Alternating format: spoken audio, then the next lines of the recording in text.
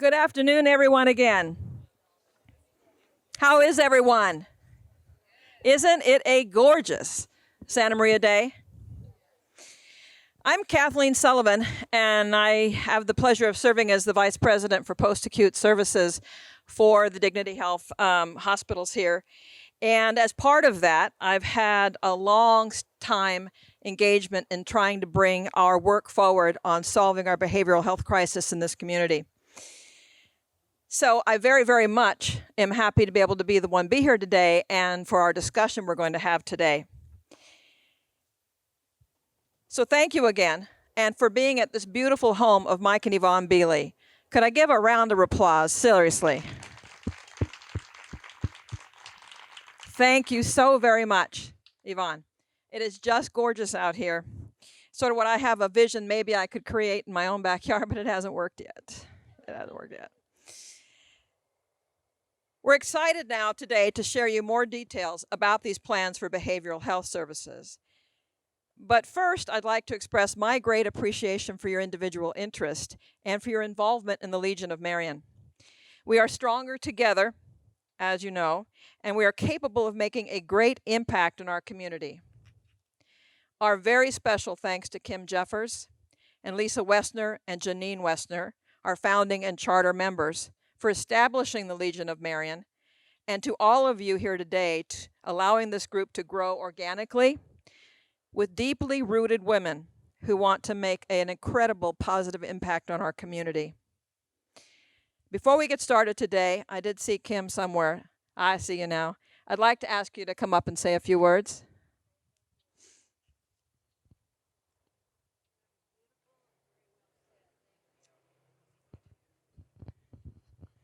Well, good afternoon, everyone. Thank you, members, ladies, guests. I'm so grateful that you're all here. I'm grateful to Yvonne and her daughter Jennifer for hosting this for us. It's absolutely lovely.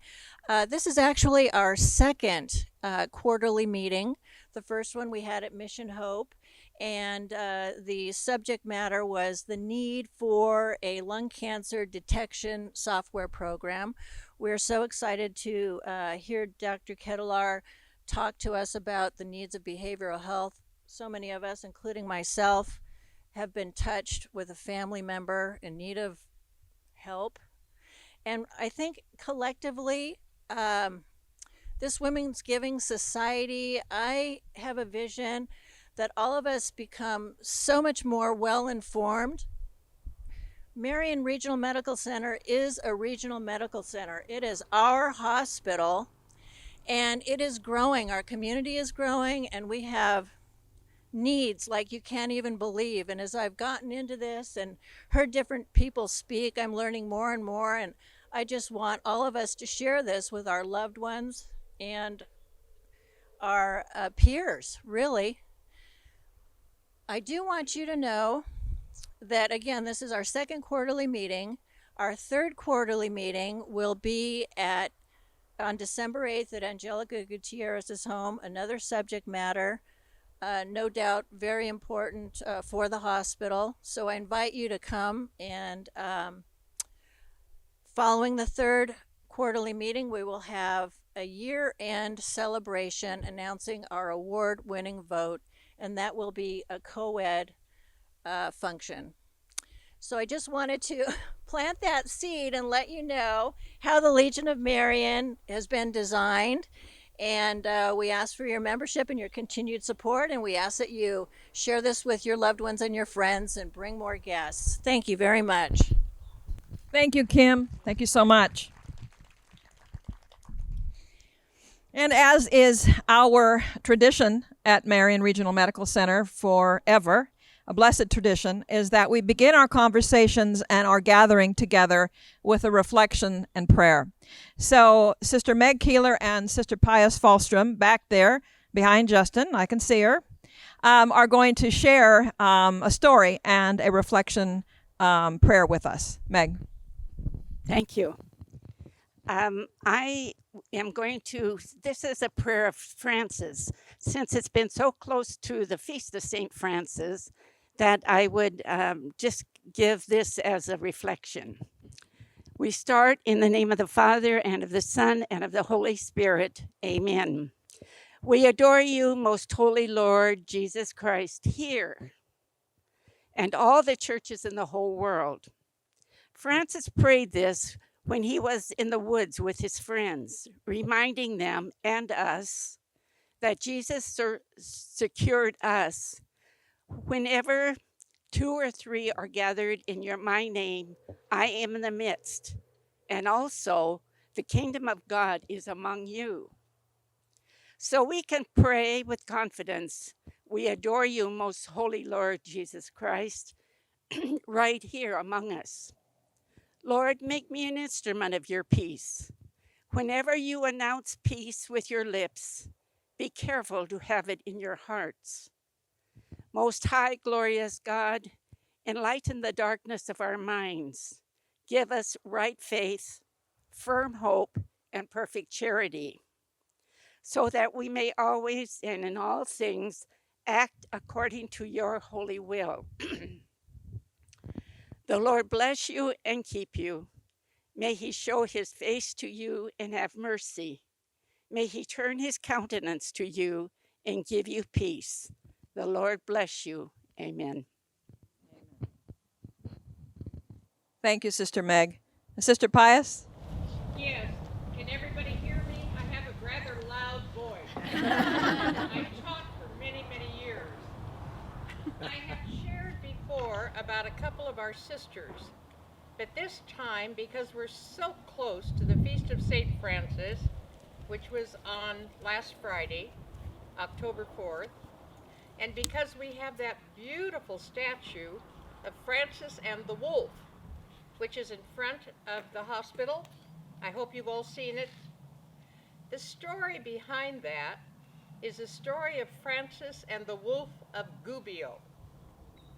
Now, when Francis was living, he was visiting the village of Gubbio, and the people there had a wolf which was coming in, destroying basically all their animals, and even attacking some of the villagers. So when Francis was there, the villagers said to him, "We have this wolf, and we don't know what to do." And Francis said, "Let me talk to the wolf." Okay? So Francis went out, and he met the wolf, basically in the woods. And the wolf came at him with the jaws open, ready to devour him. Francis made the sign of the cross, and the wolf stopped. Then Francis said to the wolf, "Now, why are you going in and destroying this village? It's not a good thing to do. Is it because you're hungry?" And the wolf nodded. Then Francis said, "If I have the people feed you, will you stop doing that?" And the wolf nodded. Then Francis said, "Can we make a pledge that you will behave?" And the wolf came to him and put his paw on Francis's hand. Then Francis said to the villagers, "Okay, now if you feed the wolf and you agree to do it, he will no longer harass you." And the villagers all said, "We will do it." So after that, the wolf came into the village and the people fed him. And he actually became like a pet in the village. He roamed freely, was fed all the time, and when he died about 2 years later, there was great sadness because they had lost their devoted friend. And this is one of the stories about Francis that's contained in what we call the little flowers of St. Francis, the Fioretti. We don't know if it's just a legend or how much truth there is, but the stories are delightful. And that's why we have the statue in front of the hospital with Francis and the wolf. Amen.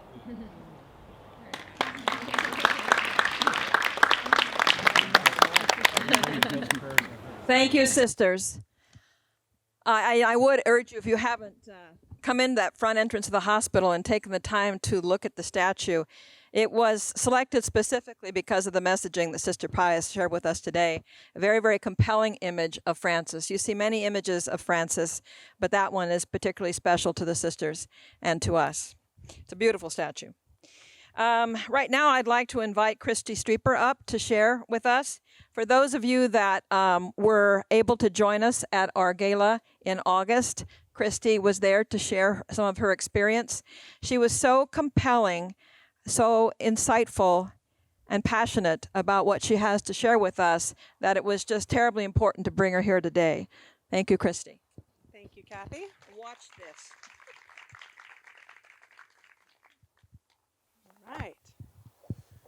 All right, so my name is Christy. I've had the honor of working at Marian for many, many years, and I know a lot of you. And I'm going to talk to you about my journey through a mental health crisis. And even though I've shared the story many times, it's still hard for me to share this story, but I will do the best I can. I was pregnant with my son and had a very normal pregnancy, healthy pregnancy, and I have a wonderful husband. I have wonderful family and friends, and so I was very excited to deliver my son. And when I did, after an uneventful delivery, it was like a switch flipped in me, and I all of a sudden became very anxious.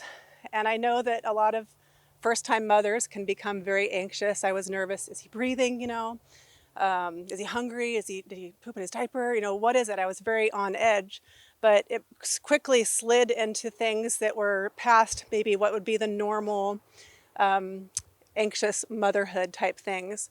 After I brought him home, I would picture in my head like things that couldn't even really happen, like a mattress sliding off of a bed and smothering him, or couch cushions falling onto him and smothering him.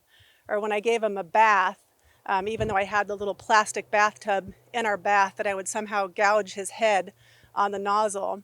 And these images just wouldn't stop really like tormenting me. And when I would sleep, I would have these horrible nightmares of things happening to my son. And so, I became anxious about sleep too.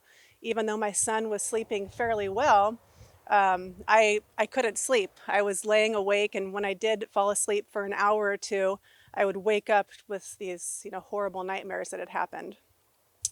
So about 2 weeks after I had him, I called my OB, and I told her what was happening, and I started taking an antidepressant, which I felt immensely guilty about doing, because on the bottle it said do not take while breastfeeding. But I took them because I was feeling pretty tortured by that time. My mom came into town, and my mom is wonderful. I love her very much, and she helped out a lot. And I felt like after her time being there, that I was on the path towards feeling better. I knew that when my son was in her care, and she stayed up at night to be with him so that I would feel okay with sleeping for a few hours. After she left, I thought I was on the mend, and I stopped taking my pill, and things went downhill from there. Weeks 4 and 5, I was surviving on maybe 2 or 3 hours of sleep. And by that time, I had gotten the attention of my husband, of course, was very, very worried about me. My friends were worried about me. They were asking how they could help. And I honestly didn't know, because it was these images in my head that even if I shared them with people that I trusted, it wasn't helping. They weren't going away. And they became worse and worse. And I feel it's important to say, even though it's really hard for me, but I would picture my son like in a microwave, or in an oven, or drowning, all these horrible, horrible things. And it's awful to have that playing in your head all day.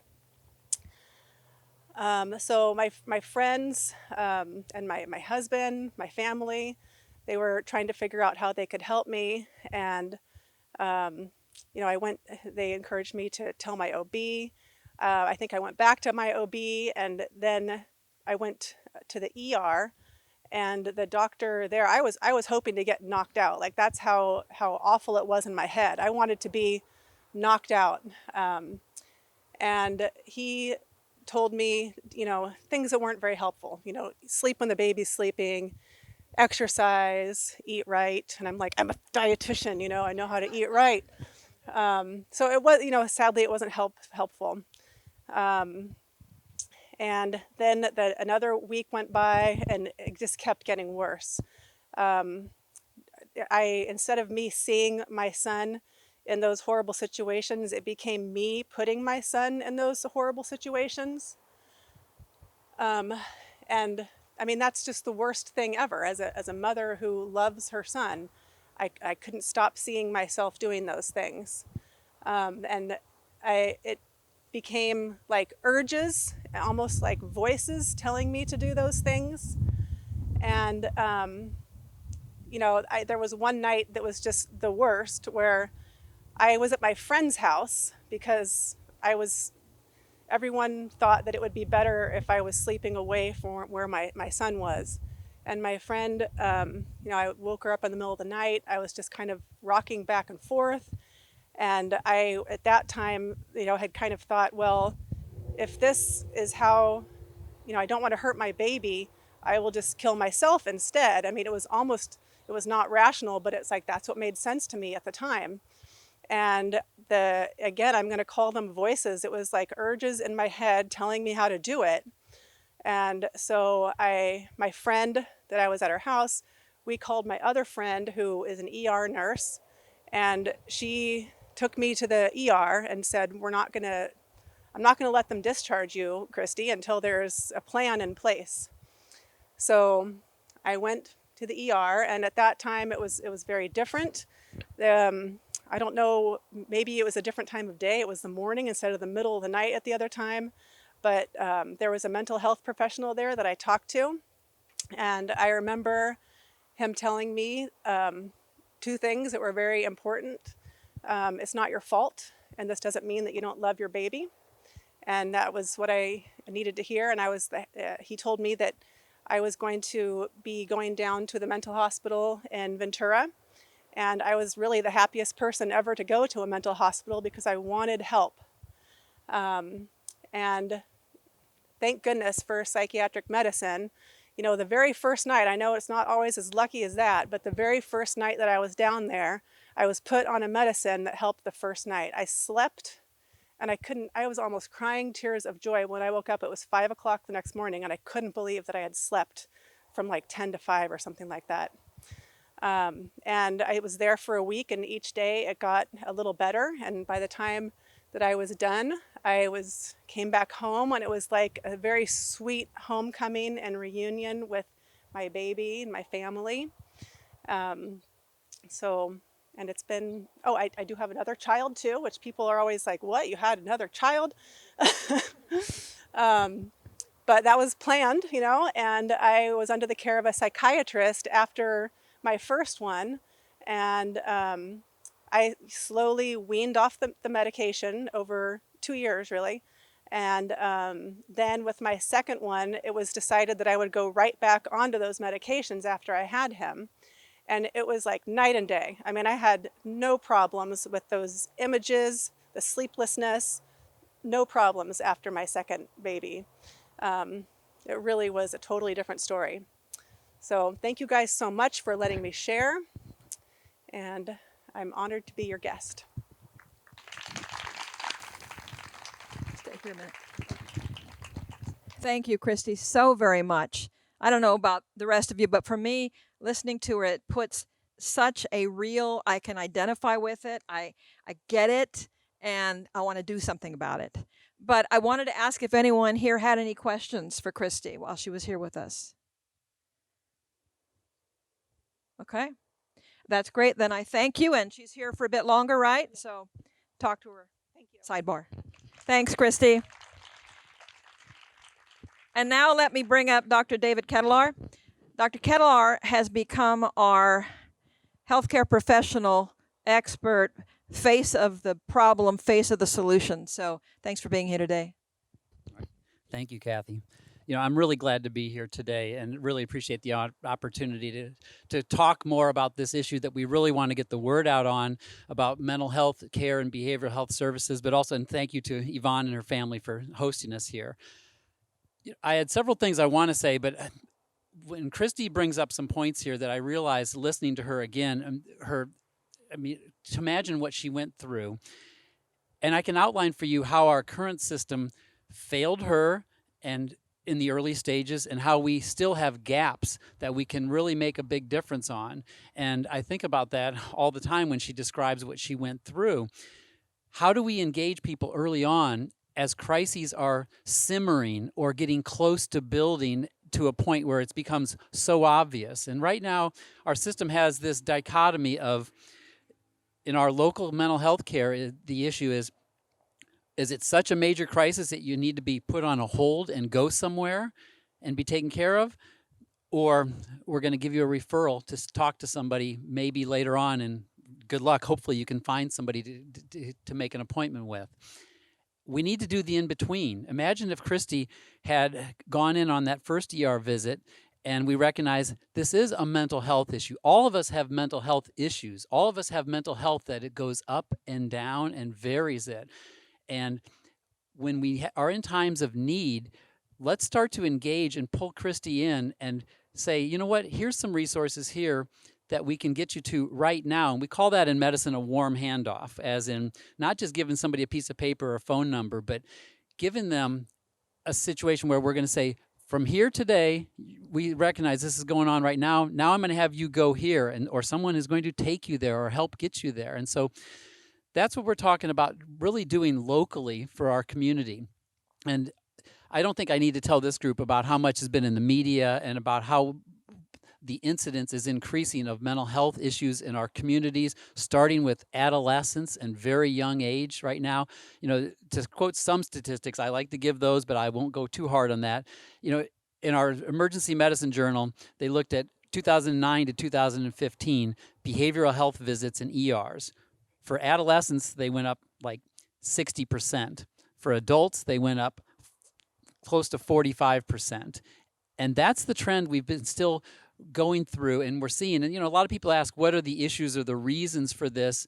And it's a lot of different reasons. And, we don't need to go through all those different details, but our society has had a lot of fundamental changes, and especially for our youth and our adolescents. And I see how important it is to engage our teenagers and our young adults in these discussions, and also to have opportunities for care for them. And so when we look at what we want to set up, the program we're trying to set up is twofold. There's two things we'd like to do.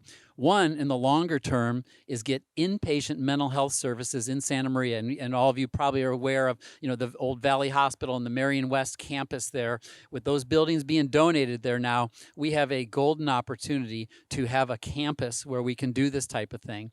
To get inpatient services takes a period of time and a lot of effort, and there's a lot of hoops to jump through, but we can do that. And this community has grown. I've been in Marian at the ER for 22 years, and I've seen in medicine, I think, and I've said this to my colleagues, over time, we've done a worse job because we haven't kept up with the need. The community has grown, and also the incidence is growing, and I call that the perfect storm. And what has happened to the inpatient beds? Well, they've gone away at a lot of places. Our options now are 1/3 of what we had when I came to Santa Maria in 1997. 1/3 of the number of inpatient beds.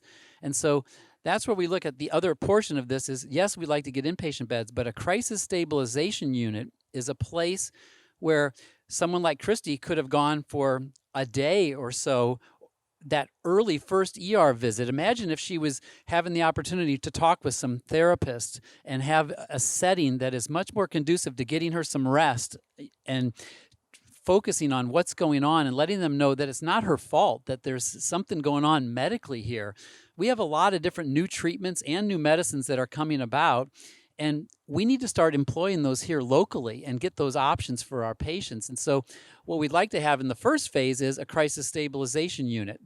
And that would be a place where someone would come into the ER, or they could be referred there from other settings and doctor's offices or elsewhere.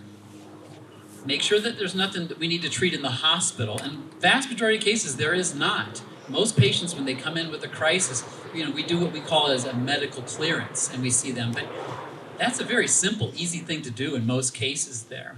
And within just a short period of a couple of hours, we can figure out that, okay, this person does not need to stay in the hospital for an inpatient medical issue. Let's get them to somewhere now we can start working with them.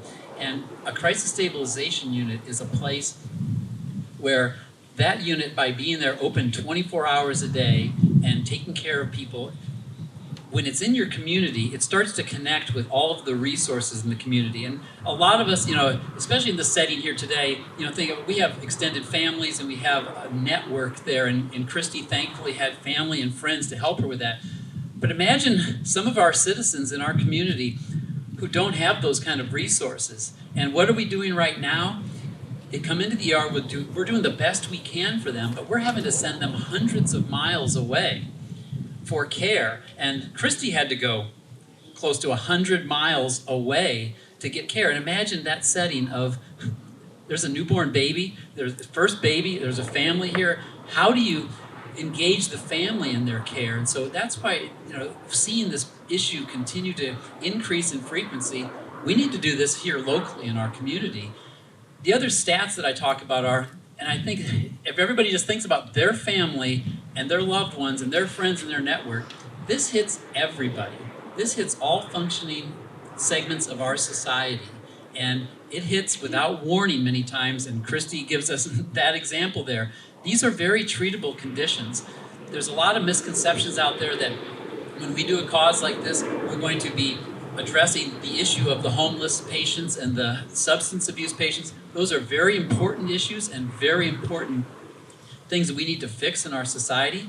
But that is a portion of the problem, and they are just as deserving. But this hits everyone. And the thing I'd like to finish with before taking any questions is, in my 25 years in emergency medicine and seeing, with most of that here at Marian, I've been very proud of how we've expanded services in a lot of service lines and how we've brought a lot of things up. Our trauma center, our stroke center, our STEMI heart attack treatment center. We've done a lot, and we've done a very good job, I think, of expanding to some of the needs of the community.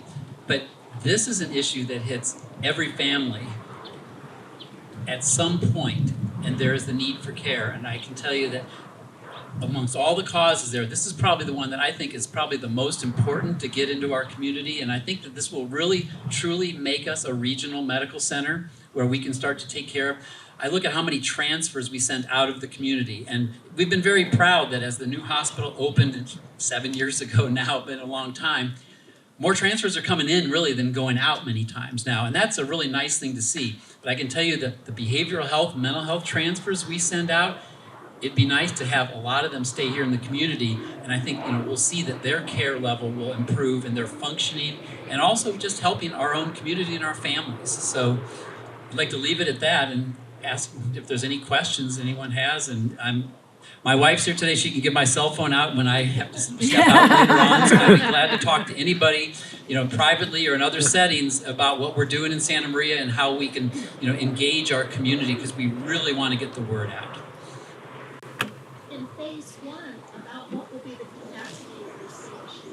So the question was, in phase 1, what will be the capacity of the CSU? The beauty of a CSU is they can flex up and down. And so when we first set one up, we would probably have what we call 4 chairs, four spaces there. But what happens is it's a space that you can actually, 4 can be 8 very quickly. You'll see pictures back over there. I'd encourage you to go and look at those pictures that are set up on the carousel or display over there underneath by the food. That shows you a crisis stabilization unit puts an area where you have one large open room, and actually you cohort, and the patients do better in a setting there where they have the ability to know that they're human, they can talk to other people. They're not going to be put into this room and just sit there and have people walk by and talk to them, oh, you can come out now. It's a much more healing environment. And so 4 to 8 right away. We look at our census and the number of patients we have in Santa Maria. We see about 200 patients a day in the ER. Mental health or behavioral health issues have become 1 out of every 8 visits almost now. So not every patient needs to have an inpatient hospitalization or a crisis stabilization unit.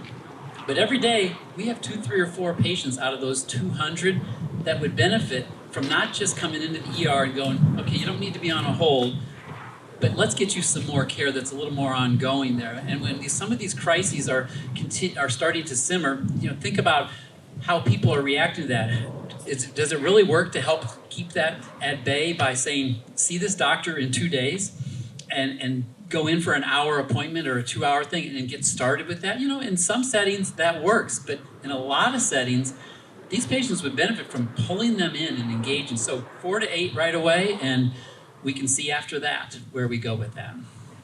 Yeah. I was curious, you mentioned 1 in 8 are mental health. Do you have like the top 3 of what the mental health issues are, and why do you think there's been such a huge increase in the last, what did you say, last 10 years, 16 Yeah. years? Okay, so twofold question. Why has there been a large increase, and what are like the top 3 items there? The reason for the large increase is probably multifactorial, but I can tell you that how we do things, sleep is so important. Think about how our society has changed in social media and our youth. And this is where I'm really worried about this situation and setup, because years ago, how did our youth interact and what did they do? They hung out in groups and they listened to music together, they interacted, and then things changed. Now, they all have earbuds in, they're on their phones, they're isolated, they're not interactive. Those are the things that keep you healthy, is interaction directly with others, and also adequate sleep. And we know that those things have really been dramatically affected by that. So we think that that's a part of this, absolutely.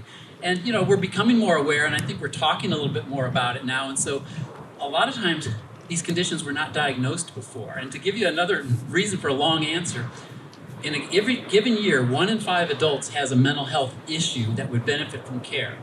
Right now, less than 50% of those people who develop that receive any care at all for that. And for youth, it's not any better. It's only about 60% get some care. So it's there, and we're recognizing it more, and then there's societal things that have changed. What are the top 3 things we see? We see a lot of issues with depression and suicidality, and we see that on a regular basis. Anxiety is probably one of the highest level things, and a lot of people don't realize that anxiety is kind of a component of depression.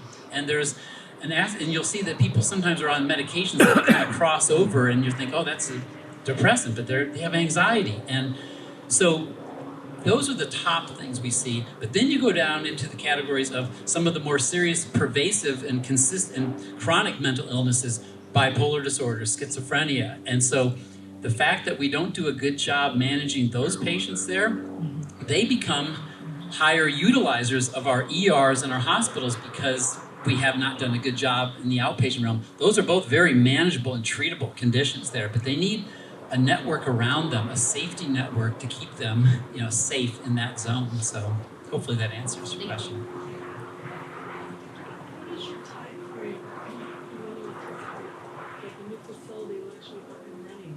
So the time frame. So because the Valley site will require remodeling, we're in the early phases of talking with groups that help us with how do you remodel that. A crisis stabilization unit, you're looking at, ideally, I would love to, by the end of 2020, have it there, and open there with that. Because when you have to remodel over a number of months, maybe it could be earlier than that, if we can really speed some things up. We have to raise some capital here first. And, the hospital is committed to a large amount of capital to provide for this, but it takes a lot of remodeling and services there. But I'm really excited because this will make something really good. An inpatient facility, you're looking at, you're getting into the couple of years zone by the time you remodel and build an inpatient facility, get all of the okays from all the different regulatory agencies and do that. So that's a little bit longer, but the bridge I see is the crisis stabilization unit. And so let's get that going before 2020. And when we start to see construction happening over there, or at some points, some areas of it being demolished to put in new construction, you'll know we're on. Things are going to happen pretty quick after that. Yes. Will this start as an adult center, or will you be able to Question is, will this start as an adult, or will we be able to take care of youth also? It's our goal. We would love to be able to provide some services for the youth too. Inpatient facility wise, it becomes a little bit harder. But youth don't need as many inpatient facilities. So my hope is that with the crisis stabilization unit, we design this and staff this in such a way that we can take care of adolescents also. And so we are in the process of actually doing an outreach to existing crisis stabilization units in California, elsewhere, and looking and seeing how they navigate that. I can't 100% guarantee it. I can tell you it's a want, and it's one of the top things on my list there with that is to serve adolescents here too.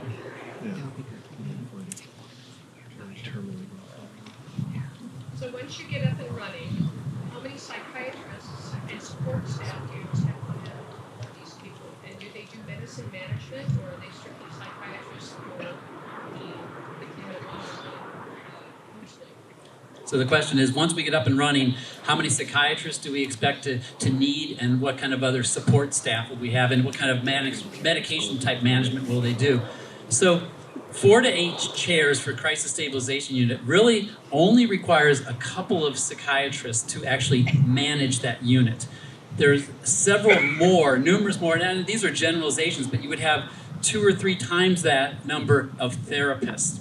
And then you would have psych techs and psych nurses there. And so they would be there, and there's obviously somebody there 24 hours a day. You can have a crisis stabilization unit, can have a psychiatrist who's there during the day, and then we have a lot of wonderful technology now, and we can use telemedicine for some adjunct to the evening hours or overnight if something is changing and something happens. That provides a level of safety that we didn't have years ago, and some of the things that stopped us from being able to do this, because getting an adequate number of psychiatrists is a really hard thing there with that. But we have a beautiful community to live in, and if we set up a program that has its heart in the right place, I guarantee you we'll get some psychiatrists there. And so we will have boots on the ground psychiatry is what we would plan on, where there's psychiatrists there, numerous other therapists there, and there's a lot of therapists in our community. People don't realize how many options there are, and a lot are doing part-time things, and so we'd be able to work with a setup here that has a good number of staff. So I'm really excited when we get to that point, because then people will really see, hey, we do have people here going to provide this.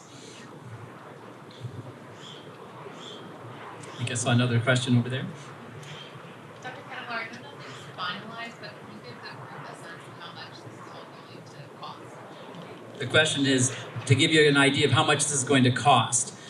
The crisis stabilization unit, you're looking at least $3.5 million in that zone. And that's an estimate as we get closer with architectural plans and things. Things could change there. The hospital is committed to a couple million on that. But we need to get this number up for our raising of funds, because that's the capital part. The ongoing part of providing the care, that doesn't cost as much there with that. And so the ongoing cost to run a crisis stabilization unit is probably in the range of $1 million a year, but then you have revenue coming in too. And so Sue Anderson, whose heart is in the right place, and it's been really great working with her on this, recognizes that this is not a money-making thing for the hospital. But why is the hospital doing this? Because this is so needed for our community that we need to do this here. And let's figure out a way to keep this going and make this sustainable. So, it's a big challenge we have. That's why we're not seeing facilities pop up all over the place. But our community has gotten big enough in the need. We need to do this locally here for our community.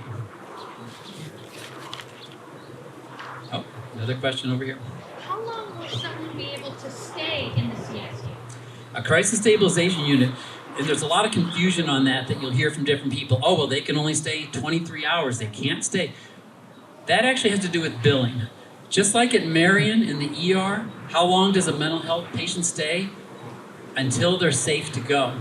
So right now, the thing that's not spoken about at crisis stabilization units all over California, and this happens, is patients will stay longer than a day.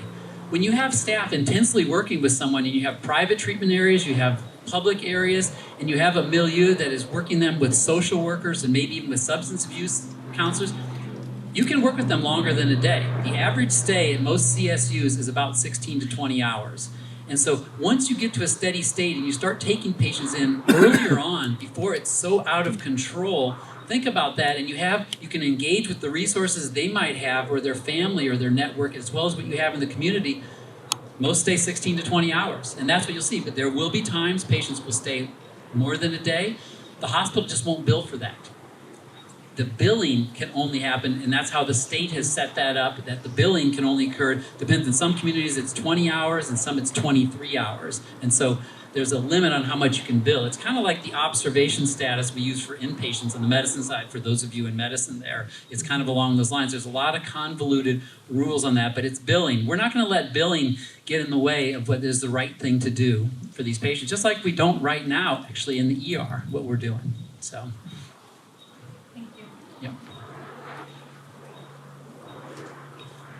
All right. Oh, another question over So here. where are we at with the need? To give you an idea of where we are right now with the need from the community. Well, you know, Jessa and Courtney and Alicia are going to correct me if I'm wrong, but, you know, we raised 300,000 out of, we'd like to raise 1.6 million at least for this capital portion of this project to get this going. We're in the early phase of getting the word out and talking to a lot of aspects. You know, when I talk to the primary care doctors in their offices, they're like, oh my God, we need places to refer, we'd love to. So we have a lot of untapped areas in our community, and I think about the medical side because that's what but all of you here, we need this talked up, where you work, who you're with, and the second phase, you talk to somebody and you mention that, and then they mention it to someone else, put them in touch with us or the foundation there. This is a very early phase. I'll be speaking in some meetings in Santa Barbara tomorrow and at the Rotary dinner tomorrow night about this. And so let's keep this conversation going and we'll get there. But we're in an early phase right now. I heard this a few times, but it's my understanding that on any given day there may be upwards of 6 behavioral health patients that need attention, that go to the emergency room, and maybe upwards of even 12 in a day. What is the average impact? You may have already said it, but I want to hear it again.